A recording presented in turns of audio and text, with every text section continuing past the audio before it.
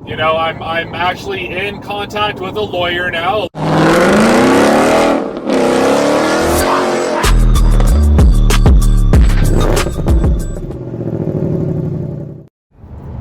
What's happening, everybody? Street here. Welcome back to the channel. Welcome back to the Stang Stories. It's been about a week since update 7, so I thought I'd fill you guys in on what I know as of right now. A lot of you guys, after about a week, you start getting a lot of antsy people start hitting you up in the comments, and just a big flood of like, hey, you get any updates? You get any updates? And I totally understand. And so I figured it was probably time to fill you guys in on what I know. Last time we left off, we were looking at running a ton of tests on the car. They originally told me, hey, we got pre-approved to replace the heads on the engine, and then a couple of days later, Ford said, you know what, no, we're not going to do that. We want you to run a series of tests, which was just a laundry list of things to do. And it was one of those like kind of branching off things and saying like, okay, run this test. If you get this result, go to this step. If you get this result, then go to that step. And it was massive. It was just full of all kinds of things. A lot of them were redundant. My technician was actually, my service advisor has been sending me some of the chats between my service tech and Ford Hotline. And Ford Hotline's like, yo, check the VCT solenoid. And my tech's like, already checked that. Hey, check the high pressure fuel pump, and my technician's like, already checked that.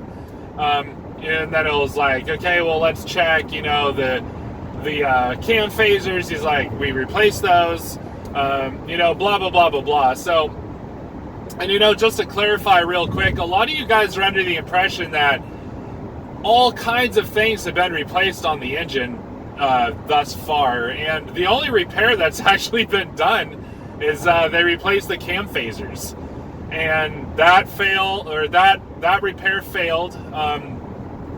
I don't know why they thought the tick was gone at that point, but it was not, and I sent them the video of it ticking right afterwards, and then when I dropped it off a couple of days later, I showed them exactly how to recreate the tick again. Like, I thought we were on the same page here. I thought you guys knew what I was talking about, and I'm pretty sure they did. It was just, again, it was one of those like, I don't know what you guys are listening to, but here we go again. So they've acknowledged it. They hear it again. They know it's there. So a lot of you guys have also been claiming, like, dude, have you bore scoped it yet? Have you talked to them about it yet? And yes, and yes. I have an email thread covering the past couple of weeks of just like, dude, have you bore scoped it? Why haven't we bore scoped it? Like, how hard is it? Pull the plugs, freaking stick the scope in there, and let's see what's going on. And, the way they keep explaining it to me is like, this is under a warranty repair. We have to do exactly what Ford Hotline wants us to do. We're at the mercy of Ford Hotline, and thus being the reason why this is taking so goddamn long. Ford Hotline is just not responding to dealerships. They're not quick to send replies back when it's like they think, oh, hey, run this test, and it's like they think that's going to take the technician 3 days to accomplish, and then they just like forget about the ticket for a couple of days, and then they respond back, oh, so you ran the test, oh, okay, we'll run this test, and then it's like that test is ran in a half hour, and they respond back, my dealership responds back, and then Ford Hotline doesn't respond back for another couple of days or something, and I've actually seen that in the chats that I've been being forwarded, and Ford Hotline would be like, oh, hey, sorry, bro, sorry for the lack of communication type thing. We're being inundated by dealership contact, and again, like I've been saying, why is everybody's Mustang breaking? I don't know. So anyway, they haven't bore scoped it.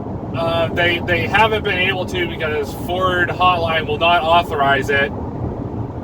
Go figure.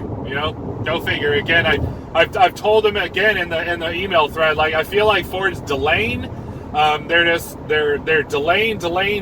They're a lot of you guys have told me they're trying to wear you out, just trying to get you to go away, and I'm patient. You guys all know I'm patient. A lot of you comment on it. Goddamn Street, why have you not lemon lawed this car yet? And I'll be honest, man, I can't get rid of the car. I love this freaking car. This car is my dream car. I waited 10 years to get this car.